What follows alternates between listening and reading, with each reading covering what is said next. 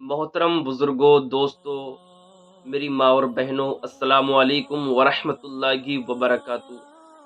इंशाअल्लाह अल्हम्दुलिल्लाह आज मैं अपनी वीडियो में सलातुत तस्बीह के बारे में बताऊंगा कि सलातुत तस्बीह की नमाज किस तरह से पढ़ी जाएगी, सिर्फ 1 मिनट के अंदर अंदर इंशाअल्लाह। बड़े ध्यान के साथ सुने, बड़ी तवज्जो के साथ सुने। देखिए, आपको सबसे पहले तो क्या करना है, आपको मालूम है कि सलातुत तस्बीह की कितनी बड़ी फजीलत है।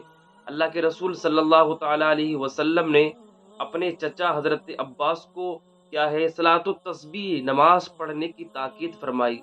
और जब बंदा सलातुत तस्बीह की नमाज़ पढ़ता है और उसके बाद में दुआ करता है तो अल्लाह तबारक व तआला किसी भी हाजत के लिए दुआ करता है, किसी भी परेशानी में अगर बंदा मुब्तला है तो अल्लाह पाक उसकी वो परेशानी को दूर कर देता है।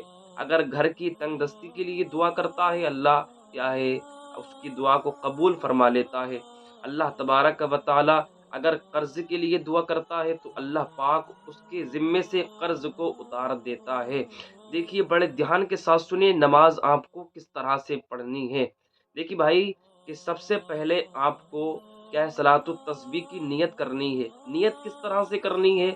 नियत इस तरह से करनी है कि नियत की मैंने 4 रकात नमाज नफल वास्ते अल्लाह ताला के मुंह मेरा काबे शरीफ को अल्लाहू अकबर, ये आपको नियत करनी है। और नियत करने के बाद आपको क्या है नियत बांधनी है। उसके बाद आपको सना पढ़नी है, सुबहानकल्लाहुम्मा पढ़नी है। और उसके बाद आपको 15 मरतबा सलातुत तस्बीह जो तस्बीह पढ़ी जाती है, सुबहानल्लाहि वल्हम्दुलिल्लाहि वला इलाहा इल्लल्लाहु वल्लाहु अकबर, ये आपको याद करनी है। ये आपको 15 मरतबा पढ़नी है सना के बाद। और फिर आपको सूरह फातिहा पढ़नी है अल्हम्दुलिल्लाह। फिर उसके बाद आपको किरात करनी है, सूरत मिलानी है। फिर उसके बाद आपको 10 मरतबा पढ़नी है सुबहानल्लाहि वल्हम्दुलिल्लाहि वही तस्बीह। फिर आपको रुकू में जाना है। रुकू में जाने के बाद आपको जो तस्बीह होती है रुकू की, सुबहान रब्बियल अज़ीम, ये जो तस्बीह है 3 मरतबा पढ़ने के बाद फिर वही तस्बीह पढ़ें, सुबहानल्लाहि वल्हम्दुलिल्लाहि वला इलाहा इल्लल्लाहु वल्लाहु अकबर। फिर आपको रुकू से उठना है। रुकू से उठने के बाद फिर आपको 10 मरतबा पढ़नी है। और रुकू में जाना है, फिर आपको 10 मरतबा पढ़नी है। फिर आपको सजदे में जाना है, तो सजदे में सुबहान रब्बियल आला पढ़ने के बाद यही 10 मरतबा तस्बीह पढ़नी है।